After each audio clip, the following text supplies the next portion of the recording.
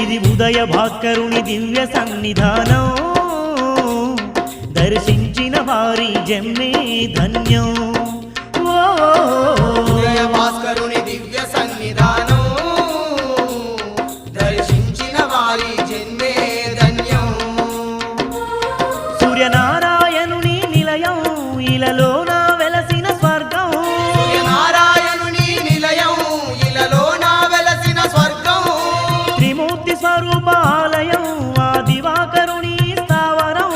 త్రిమూర్తి స్వరూపాలయం ఆ దివాకరుని స్థావరం ఇది కాంతి రూపుని మహాపుణ్యక్షేత్రం కనులారా చూసిన కలిగేను పుణ్యం